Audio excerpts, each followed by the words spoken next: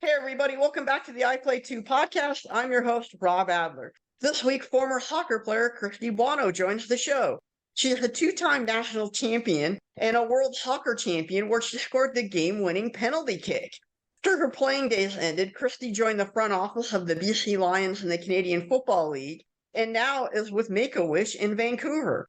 Her father, Wally Buono, won multiple Grey Cups both as a player and a coach, and is the all-time wins leader in Canadian Football League history. Christie, welcome to the show. Thank you so much for having me, Rob. I'm excited to be here. Well, thank you for being on the show. I know you are the self-described athlete of the family. How did you get so involved in athletics? Once upon a time, it seems like a long time ago, but growing up in a sports family, I just felt like it was an opportunity for my dad and I to connect. And I guess I had some of the natural genetics, definitely the work ethic. And so it was a way that my dad and I connected. And I have great memories in Calgary, Alberta, and going skiing with him and playing catch in the front yard. And he'd strap me up as a goalie and shoot slap shot pucks for me. And I think he enjoyed having me being so athletic, and just have some great memories there. With his being a coach, how was he able to help you get better with the mental side of the game? It was interesting because there was a love-hate the way that we trained together. And obviously knowing that he knows what it takes to be a professional, when I really got into soccer and wanted to be serious about soccer, we sat down and formulated a plan and got a conditioning coach and got a skills coach. And we put together a formula that worked, and it was tough. And I think he really helped with my mental toughness. He pushed me. Sometimes I hated him for it in a loving way, obviously, but I think it really allowed me to push through and to push myself to different heights that I never thought would be possible. So I'm grateful for that. There were some ups and downs, and he's a tough conditioning coach, let me tell you. But I always loved our conversations, being able to pick his brain and figure out what's the athletic edge and how to prepare mentally. It's a lot of things that I bring into the workplace now too. With his being a conditioning coach as well and drilling you so hard, what was the drill that you had to do with him that you said, oh, I do not want to do this? When he was coaching in Calgary, and that's kind of when I was getting really serious about soccer, and I wanted to make this all-stars team called the Outriders that was representing Canada to go to the Gothia Cup. So I was about 14 years old. And Pat Clayton, who was the head trainer for the Stampeders, had these almost like bands that would wrap around your legs and your waist, and he would have to hold me, and I would have to run and do all these conditioning things, either on the field, up a hill or whatever. And they were hardcore. And we brought those things everywhere, and they were so dang hard. But man, did that work. And I think brought me to the next level. Now that I'm out of it, I have very fond memories, but it was torture at the time. How did those resistance bands grow both your strength as well as your endurance? Oh man, you've got a 220-pound man pulling you back as you're building the resistance. So in soccer, you really have to strengthen the small muscles and your hip flexors and your quads, but also your hamstrings. And I think being able to train with resistance training, it gives you the ability to go in and have strength as you approach the field. And again, it extends your endurance as you have to play 90 minutes. A lot of the times I never came off the field. And so building my stamina and building the strength of my muscles really helped me achieve great things. And I think that was definitely a big portion of why I had success. Speaking of great things, you scored the game-winning penalty shot in the Gothia Cup in Sweden. Take me through that game.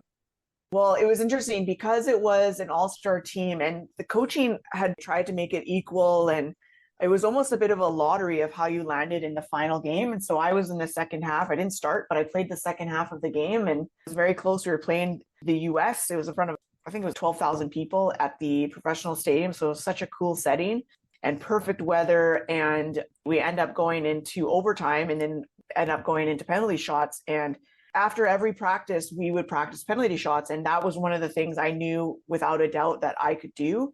I had full confidence in my abilities. And for some reason, he didn't have me on the slot sheet.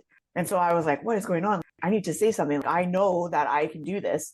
And so I fully went up to him. Hey, coach, I don't know why I'm not on your top 5. What's going on? And he's like, well, I thought I had you on there. And I was like, nope. So he put me on the 5th. And the way that things went, if I hadn't scored, we would have lost.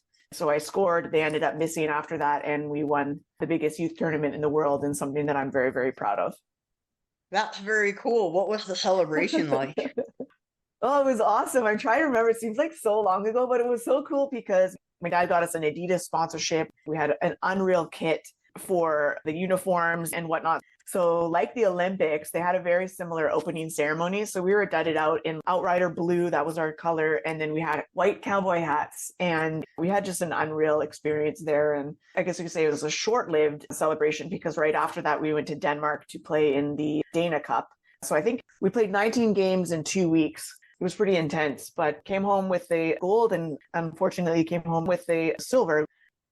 What was it like to kind of be able to see the world and have soccer be able to be the tool to do that? I tell people all the time, sports and soccer gives you so much opportunity to learn about life, but to also give you and afford you opportunities to see the world. And here's a global tournament where you're meeting teams from Africa, from South America, from Europe, from the States. It was such an incredible experience just to see different cultures, just to watch different teams play and the different styles that they play and spend time with different teammates. One thing I loved about soccer in my soccer career was I've been able to play in the States, in Europe, in Africa, in East Asia. It's just been a wonderful opportunity for me to see the world and play the game that I loved. Where did you play in Africa? We went to South Africa, Zambia, and Zimbabwe for a day.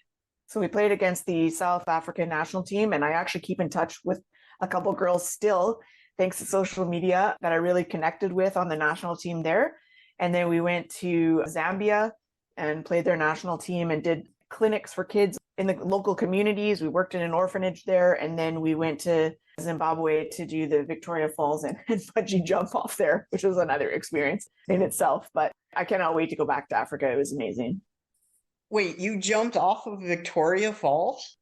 Dude, I can't even explain to you how terrifying it was. I had torn my ACL, and so I was just going to watch everybody. I wasn't actually planning to jump. And at the very end, the guy was like, "Hey, how come you're not going?" And I was like, "Oh, no, I had a knee injury and I can't do it from the feet." And he's like, "No problem, just put it against your waist." Okay, sure, whatever.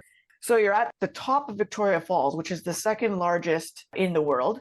And you're on this very, very small platform that's see-through. And when I get nervous, I start laughing like I'm a bit out of control. And the guy's trying to walk me through everything and he's attaching my thing. And he's like, "Okay, we're going to count to 5. And whatever you do, don't reach for the rope. Just jump out and you're going to be good." Previously to that, the 2 girls that went ahead of me, one girl had a full-on panic attack, ended up not going. So you can imagine the thickness of the air as I was there. And I'm not the biggest fan of heights. And so I'm standing there. I'm backwards, by the way, because I'm going from my waist. And he's counting backwards from 5 to 1. He gets to about 3. And I'm in my head, if I don't jump out now, I'm not going, because I start to get stressed. So I jump out and I can see the bridge, free falling from the bridge. And it gets further and further, but I'm not seeing the rope. So you can imagine that in the midst of that stress, I'm flailing, trying to find the rope, screaming at the top of my lungs, thinking my life is over. And so eventually the rope tightens and I go up and down and I realize, okay, it is attached. I can relax. So I was literally like a mop doll by the end. And the guy wheels me up and he's like, "I've worked here for 7 years and I have never heard someone scream like you." And I probably was in cardiac arrest for at least 3 hours after that. It was terrible. Well, the lesson I just learned is I'm not jumping off of Victoria Falls. But it was a great experience. But you know what? To be honest, I don't think I could do it again. It was terrifying. What was Zambia like? Because Zambia is not really a country that many Westerners get to go to. When we spent some time in the orphanage, it was really great to spend time with the kids and hear about what their hopes and dreams were. And it was such an emotional experience leaving the orphanage, knowing I may never see these kids again, and just feeling very privileged, but also grateful for the life that I had and just the opportunity of how much they touched me. I still have pictures printed from my time there that was really, really special. And I have to say the people in Africa are just so lovely and so friendly and just very, very happy with the little amount that they have. And I have nothing but fond memories. Where did you play over in Southeast Asia? We went to Thailand and Myanmar, formerly Burma. So that was also very interesting because I think we were like the first Canadian team to actually get through there. And we had to be escorted by military essentially the whole time. And even when we played the national teams at the stadium, we had military literally surrounding us with guns in their hands as we were playing. But man, it was such a cool experience. With the government in Myanmar, were you able to see anything of the country outside the stadium? Yeah, we did. We went to, I think it was the largest or second largest Buddhist temple.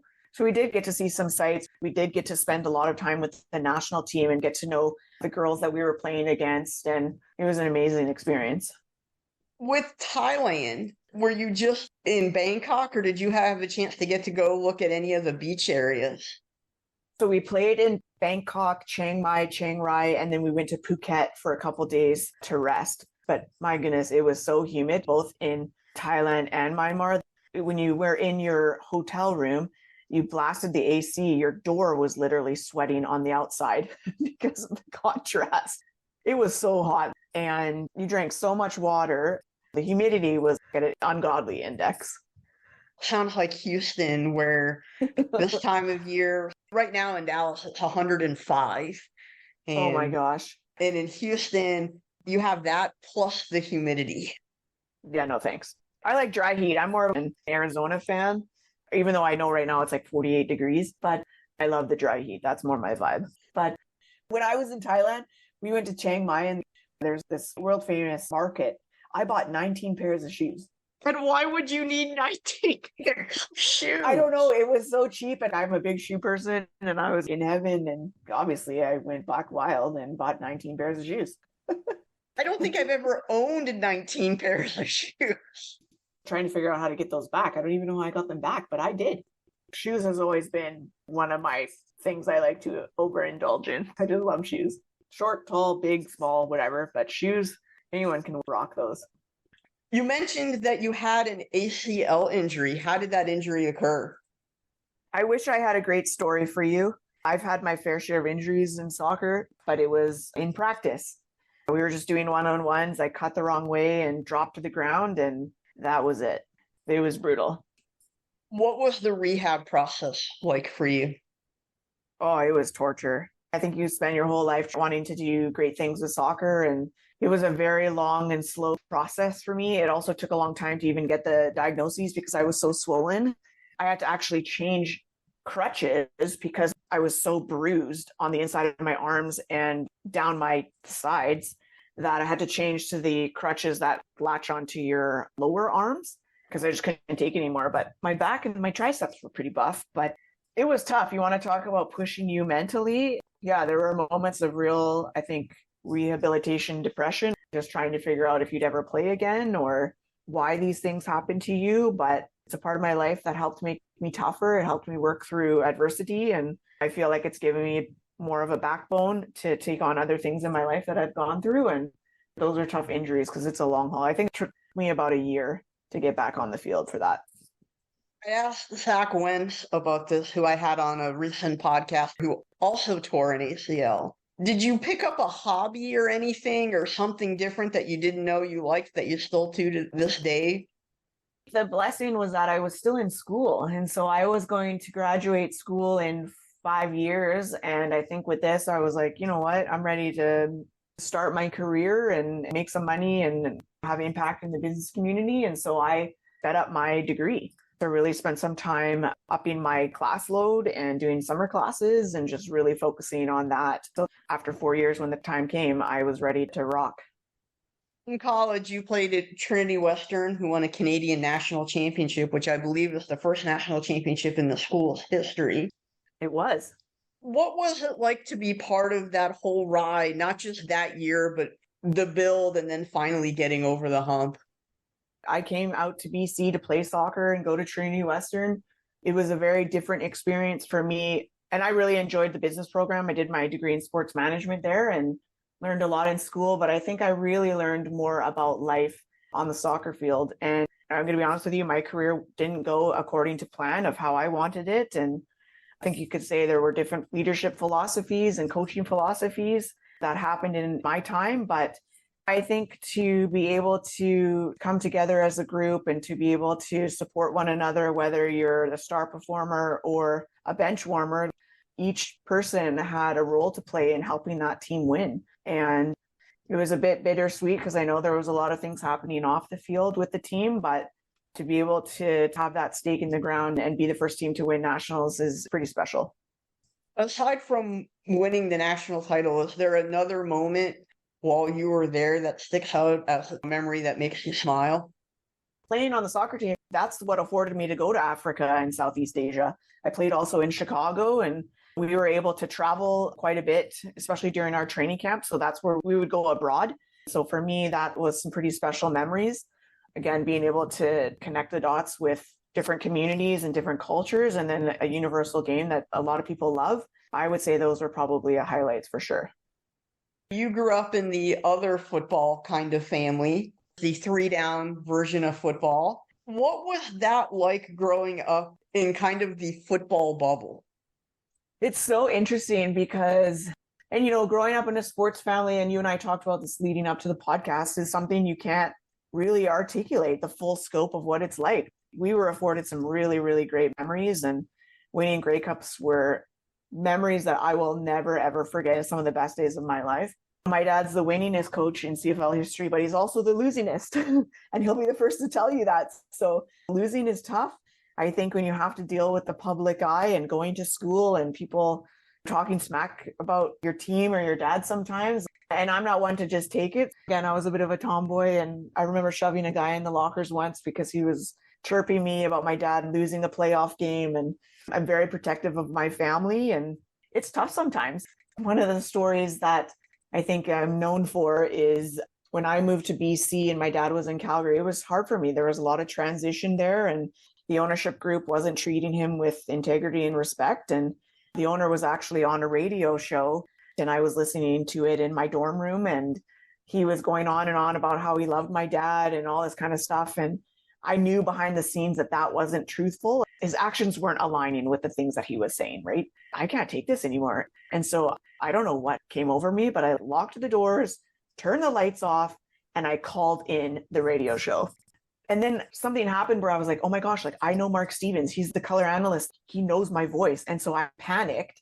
As soon as they picked up the phone, I changed my name. I changed my voice. And then I just got on and was like, I'm confused because you're telling us how much you love Wally and you want to keep him. Why are you allowing him to talk to other teams? So then he goes on and, of course, doesn't answer my question, doesn't even acknowledge my question. He starts talking about the Jumbotron and how he's investing and putting in a new Jumbotron into McMahon Stadium. And that was it. And so I was like, oh my gosh, I'm going to get in so much trouble. So I call my parents. Hey, I know you're probably listening to the radio show right now, but did you hear the girl named Sabrina? Yeah, she was amazing. It was such a great question, but he didn't actually answer her. And I kind of have a confession. Like what? I was like, well, that was me. And so we had a good laugh about that. But what was even funnier was when my dad announced that he was going to BC. It was relatively shortly after. He had the coaches over to let them know what was going on. And Dan Durazio, who was the offensive line coach then, he was like, did you guys hear this girl on the radio show last week? Her name was Sabrina, and she asked the best question. And the owner didn't even address what she was saying. And so my parents started laughing. Oh my gosh, that was Christie. So it has its perks, but it also has its challenges sometimes. And it's even more full encompassing when I worked there. That was not only my home life, but my work life. But I have nothing but amazing memories being in a football family, and I wouldn't trade that for the world. Working with your dad, my question would be, how hard was it for you to keep your own identity? Good question. I get asked this question a lot, just even meeting people or meeting donors or clients. And sometimes you get introduced as Wally Buono's daughter. You don't even get a first name. And I think I've grown accustomed to it. And I know people mean well and think they're excited and all this kind of stuff. And you do really have to work hard to build your own brand and to be your own person. And getting into the Lions, I started at the bottom of the barrel in ticket sales. And I knew that I had to prove myself because people would assume that I just got the job because my dad was there. And so my goal was to blow everyone out of the water and be the top salesperson and let my work and my attitude and team player mentality do the talking. And I earned a tremendous amount of respect there. I worked really hard. I worked my way up in the organization and have great memories working with them. And it was a great opportunity because I got to sell everything that I loved in one place.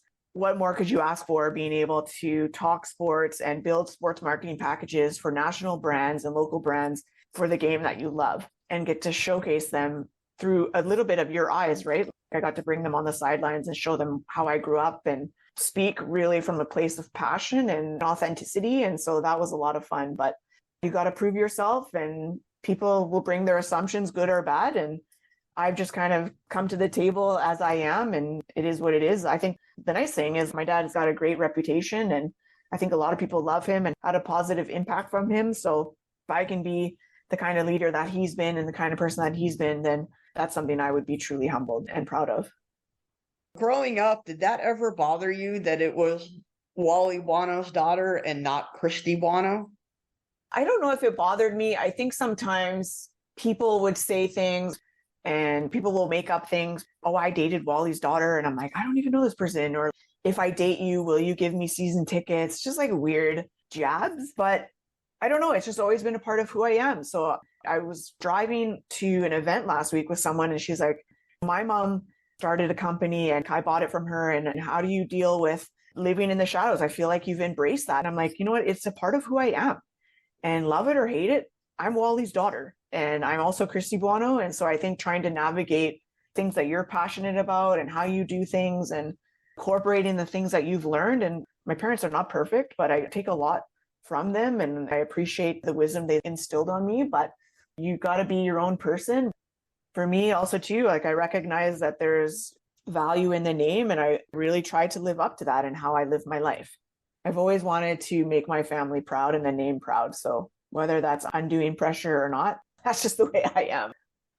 Going back to growing up, for people who haven't been, what was it like to grow up in Calgary? Oh my gosh, I loved Calgary. I have so many great memories there. The people there are just so friendly and it's such a great sports town. And I still talk to a lot of people. One of my best friends actually is driving out here from Calgary today. It's just such a great place to raise a family and such a unique experience being in a professional sports family and your dad not having to move around all the time. I mean, it's pretty unheard of that he's only ever been in 3 locations by choice. So for me, I was born in Montreal, grew up in Calgary. I chose to come to BC. I like to pretend that they missed me too much and came out here so we could be together again. And they've been here ever since. So it's just been such a great place. I love connecting with the fans in BC. Actually, I love connecting with fans all across the country, but it's always great to reconnect with fans in Calgary. And they treated us really, really well there. They did get on us when we were winning too much, which I always found was interesting. But other than that, I have nothing but great memories for sure. In terms of whether it's a player or coach that worked with your dad, is there anybody that you still have a special relationship with from that time period? My favorite player was Alondra Johnson, number 51, middle linebacker. I don't know why he got that, but maybe because my dad was a linebacker and they don't have the same number, but my soccer numbers were always 5 or 15 because it was 51 or part of 51 backwards. And I don't know if you remember the brand No Fear. I loved the idea of motivational notes and I'm a words of affirmation person. And so my dad and I started writing each other notes before the games and that just became our tradition and way to connect with one another. And while I was in Calgary, I would give AJ a note also. He was the only player I ever gave notes to. And I still keep in touch with a lot of the guys. They were like my brothers. I just saw Rolly Lumbala, who I knew in high school, and Anton McKenzie was up with his wife and family. And so we saw them at the football game. And, you know, with social media, you're able to keep in touch with these guys and you just have that special bond. And it's so wonderful to hear the impact that my dad had on him. And whether I played or not, we won a championship together. And like I said, it was like a brotherhood and they were my brothers. So it's really fun to stay connected to a lot of them for sure. While you were growing up, did you play other sports other than soccer? I was a pretty big time skier. My dad and I have really great memories going up to Kananaskis and Lake Louise. We used to stay at the Post Hotel. It's a beautiful hotel up there. And they were big football fans. And so they'd always hook us up with rooms and ski passes. And we'd go ski with the owners there. And during Labor Day, my dad would hook them up. So we were big time skiers. We loved going to the race side of the hill. And my dad and I would race against each other. And do the double black moguls back in the day. And now I look at the hills, I'm like, oh my gosh, how did I do that back then? But we loved skiing. It was another way for us just to spend time together in the off season. And like I said, I kind of grew up playing all sports, but it was pretty serious for soccer and then volleyball. But then you get to an age where you have to choose. And so soccer was my sport of choice. Oh, I have to ask, who was the better skier and who won more races, you or your dad? Depends who you ask, but I would say me. I was fearless. But you know what? He could hold his own, that's for sure.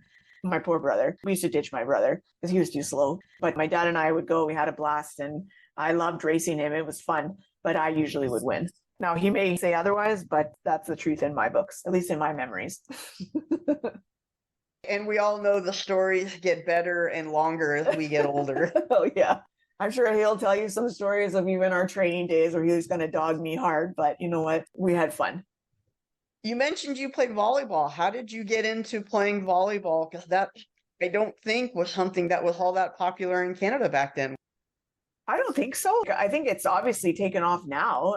I loved volleyball. I mean, when I was in junior high, my goal was to make every single sports team that they offered.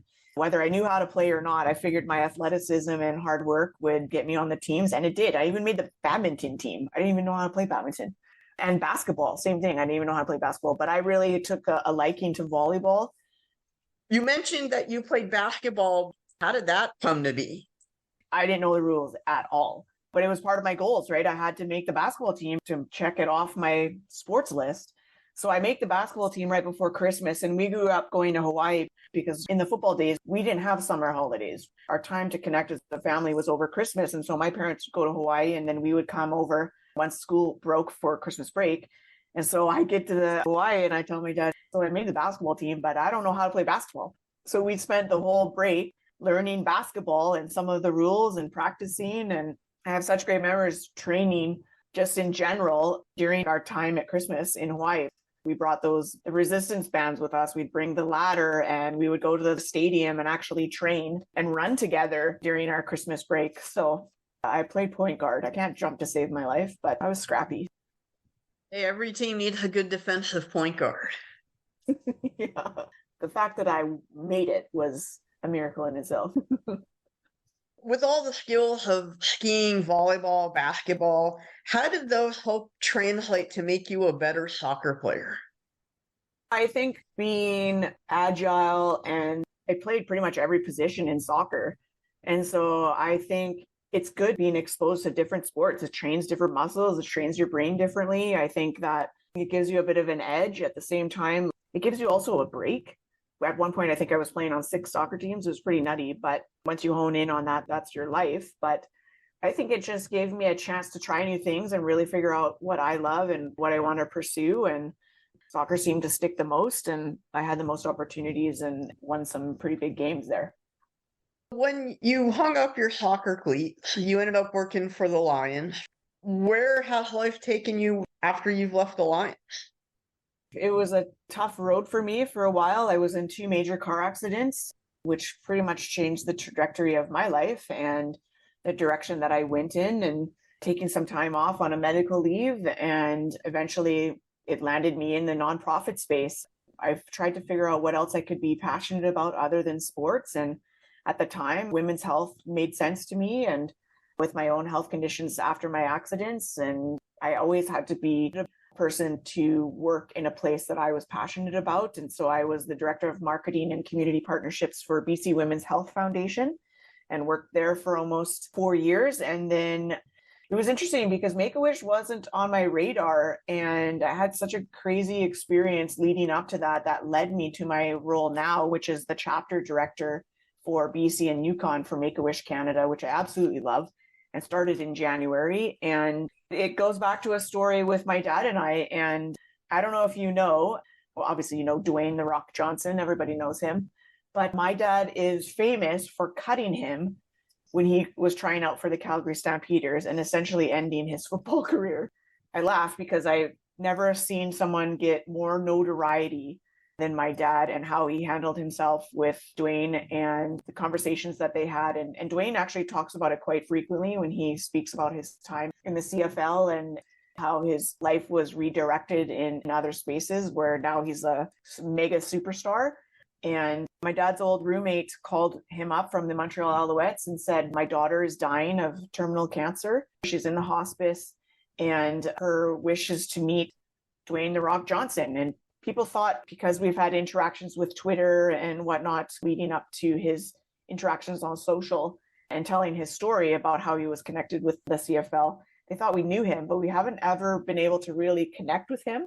And so my dad calls me up because I run his social and PR stuff. And he said, what do you think? And I was like, well, we got to try.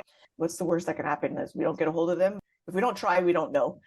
So long story short, we put a tweet out there. I kind of formulated, I tagged his production company. I tagged Dwayne, bless the community because they retweeted it and really got it ramped up.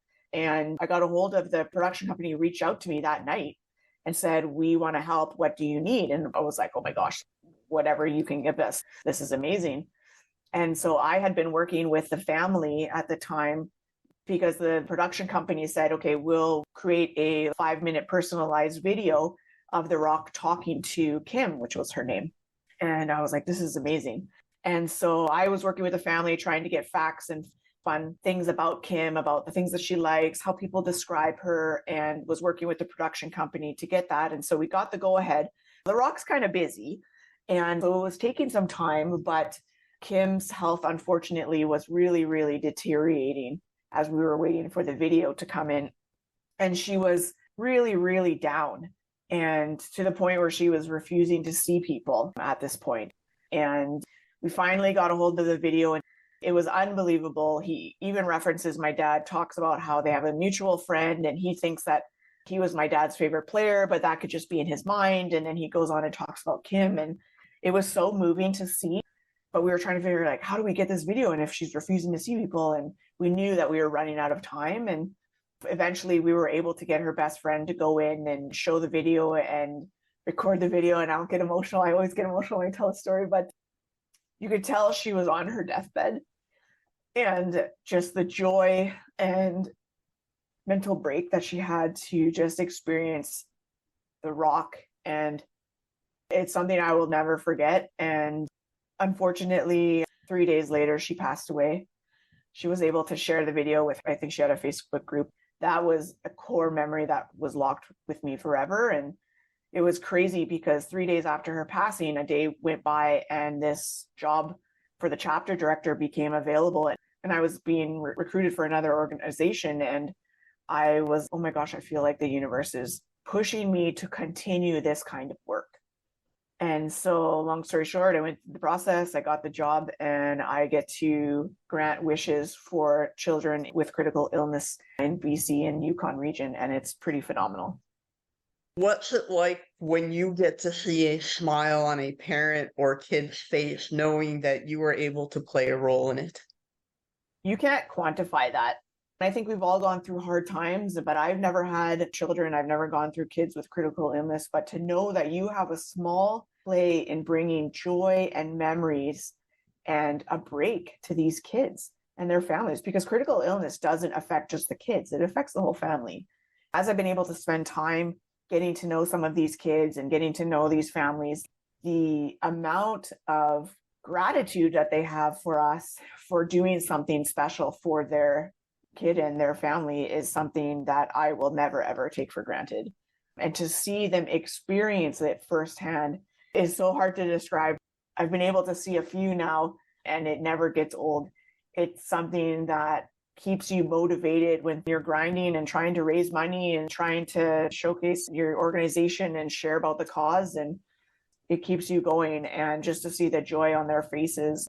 We're seeing more and more research that the wishes are not a nice to have, they're a need to have in the recovery for these kids. Mental health aspect of kids, and I can speak from personal experience going through critical illness, that 3-minute, 10-minute interaction, whatever it is, can raise spirits exponentially. Oh, for sure. And we have a medical board, and even in their own research, they're saying how it helps with decreasing cortisol levels, and kids who have things to look forward to, it actually lessens their hospital visits by 2 times compared to kids without. And speaking to the kids, they're like, this gave me something to look forward to and something to fight for. the head of our medical board says, it's the best prescription I can give these kids. Again, you can't quantify that. It gives them hope. And that helps with, like you said, the mental toll that it takes on the kids and their families.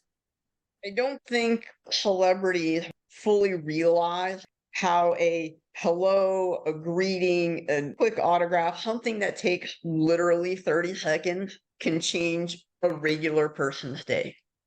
100%. And this is one thing I really appreciate about my dad and growing up in a sports family with a high profile figure is that he always made time for anybody. I'm talking CEOs, presidents to homeless people. If they wanted to talk to him, he made time for them. And that was something that I have always kept with me, to make time, because people are human. And in the interactions that we've had with athletes, and even growing up with not necessarily being part of Make-A-Wish, but kids that want to meet their idols, or kids who grew up in low-income housing that gets to learn how to play football in a camp. Now with Make-A-Wish, being able to grant these wishes based on what the kid wants, because we have a team that really works with them to get to the heart of what the kid actually wants. So whether that's meeting someone or going somewhere, they have the ability to just experiencing something truly magical. And I'll tell you a story about a kid that we did a wish assist for. His name was Mark, big soccer fan. And he had severe cerebral palsy from Ontario. And his favorite team was the Vancouver Whitecaps. And this was recently, and his favorite player was Ryan Gould. And so they contact us saying, hey, can you support us in this wish? And I'd have contacts at the Whitecaps. And so I had been working with them to grant this wish for Mark. And it was challenging. He was in a wheelchair. We had to keep in mind that for seating and transportation. And there was a lot of limitations there that we had to work through. They treated us like royalty, first of all. And I've been in sports my whole life, but seeing it again from the eyes of a kid who's getting his full-on wish granted in that moment was something. I was so emotional by the end. I think I cried the whole drive home because it was so overwhelmingly magical. And he got a chance to meet Ryan Gould. And Ryan Gould was like, I'm going to score a goal for you. And he took some pictures and whatnot. And we couldn't have scripted it better, where Ryan Gould scored 2 goals. It was a high scoring game. There was like a red card and hitting the post and whatever, but Ryan Gould scored 2 goals. And then we got to spend some one-on-one time at the end of the game. And he was just telling Mark how much of a lucky charm he was, and he wants him to come back. And I'm so impressed with these athletes and celebrities that go out of their way to really spend time with these kids and go above and beyond. Because like you said, it doesn't take much, but I think going that extra mile leaves such a lasting impression that these kids will never, ever, ever forget. You remember when the St. Louis Blues won the cup? This story kind of reminds me of Layla Anderson. She was a young kid with cancer who's doing much better now. And after they won the cup, a couple of the players went to her house. They were going to bring a Stanley Cup ring, and they presented her with a ring. How cool is that? Oh my gosh, that's amazing. And I think it's such a great experience for the players too, right? My dad talked about this growing up, and even with the players, you have a responsibility to use your platform, use it wisely. I love watching what they're doing in Make-A-Wish America too. I think there was a kid, I forget his name, but he got to announce the first draft pick in the NFL draft this year. And I was like, what a cool opportunity for these kids to experience something, because critical illness, it doesn't rob you of your creativity. And that's the fun part. You actually get to spend time being a kid for a little while. Exactly, I agree. One last thing with you and your dad. Aside from skiing, what's one cherished memory that you have with your dad, let's say away from the athletic realm? I would say our writing notes, for sure. Like I said, my dad and I connected through the power of words, and I have still kept a lot of the notes he wrote me growing up. And it was just a fun little tradition that started when the No Fear brand came out as a motivational thing before each game. And it was something that we kept doing for, oh my gosh, I think like 2 decades. And then he would write me notes when I would play soccer, and we would just write each other notes whenever we needed a word of encouragement. Or sometimes I would come to my desk when we worked together and he'd left a note for me or something that he thought of for me. And I think just having those moments of connection where life is super busy and just having a form of connecting meant a lot to me. Another one that stands out, it is related to sports, but so I was in the provincial finals in Edmonton. And if we were to win the game, we would go to nationals in Prince Edward Island on the East Coast.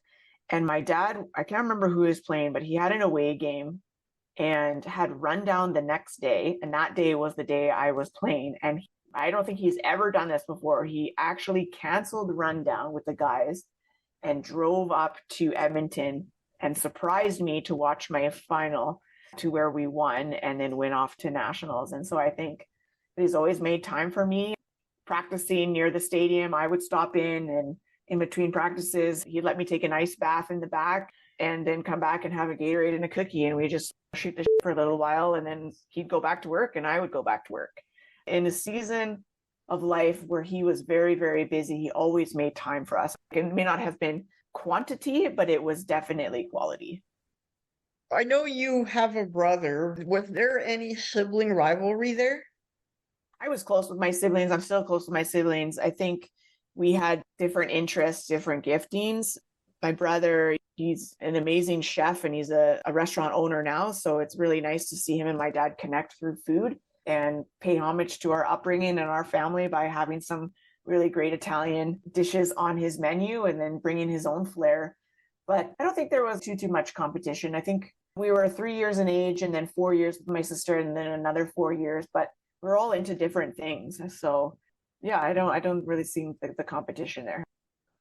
You mentioned your brother is now a chef, and I know you and I are big food fans. For you, what makes food such a fun topic, not just talk about, but experience? I think there's just a nostalgic feel that you can't replicate when we talk about food. I mean, we talked about this before, right? I grew up with my family. It was food, family, football, and faith.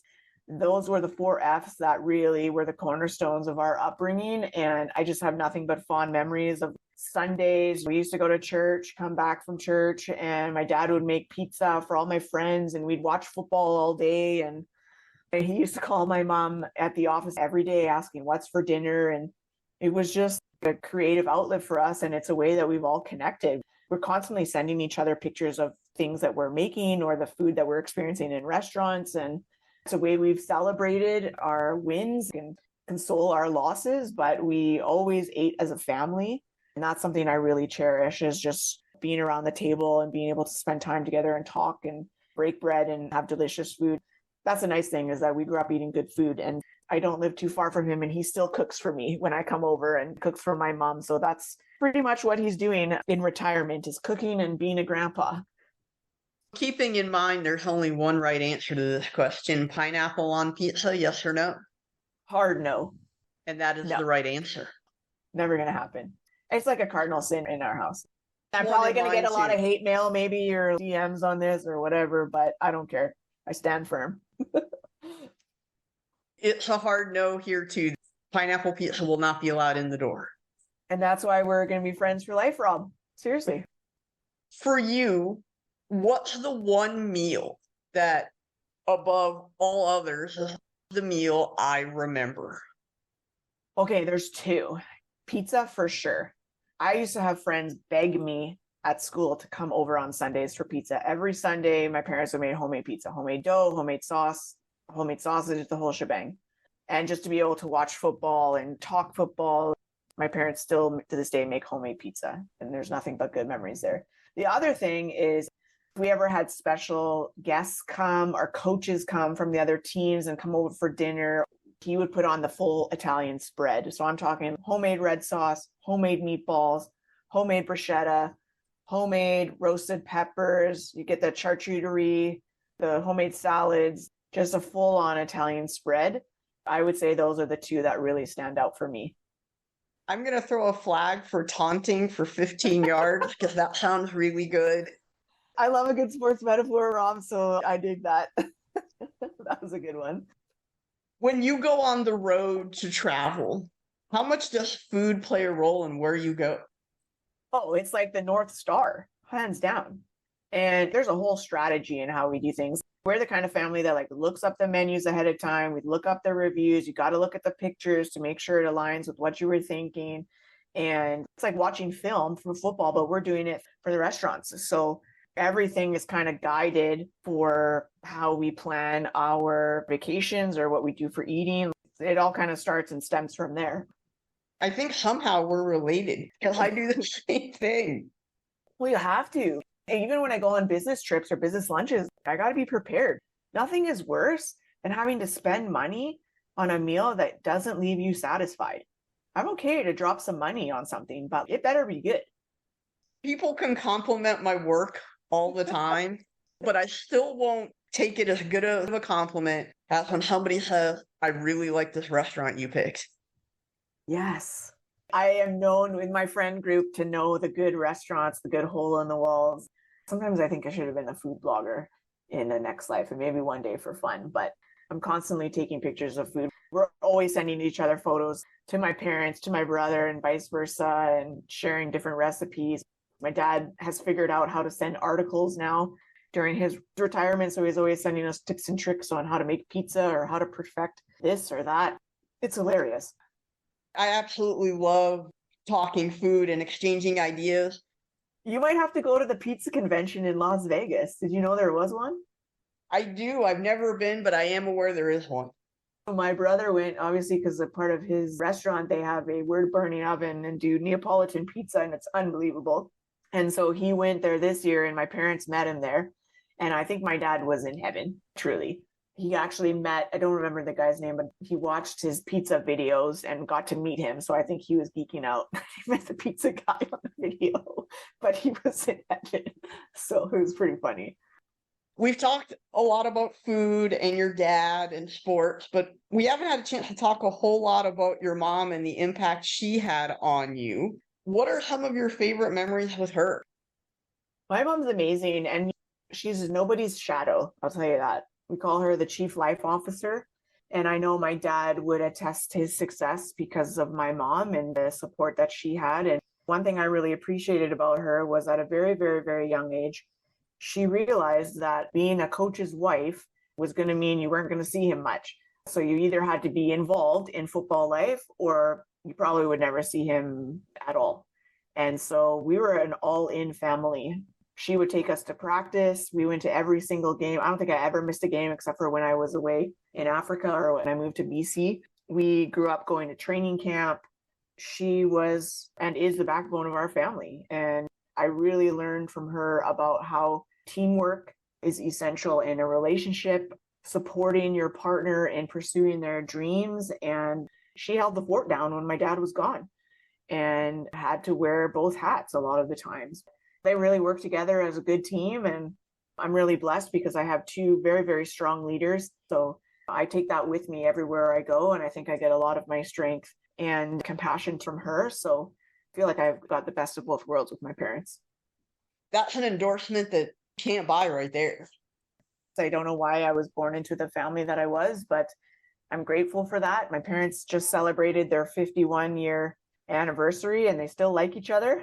It's really cute, actually. I tell them they kind of like the Muppets that sit up in the theater and they kind of like bicker at each other and they tease each other, but they sure love spending time together. And in the football world, my dad was a father figure to many. I think my mom was a mother figure to many. And she really tried to incorporate the girlfriends and the wives and the partners and try to build community with them because life in sports can be lonely. And it's a lot of the players are coming to a new country and a new city and they have no idea what to do. And she really took that on and I think created a really cool community that I think is still thriving today. I love a good Statler and Waldorf reference. That was fantastic. Well, that's their names. Never can remember their names, but I'm always like, let's go visit the Muppets. It's kind of just like a running joke, but it makes me laugh. Christie, I want to thank you for coming on the I Play 2 podcast today and sharing some of your great soccer memories, traveling all around the world, and some of your great memories with your dad, skiing, and hearing a lot of football stories growing up from a football family. Thank you so much, and good luck with Make-A-Wish. Thank you so much, Robin. I appreciate you having me on and look forward to hearing the podcast and sharing it with my community.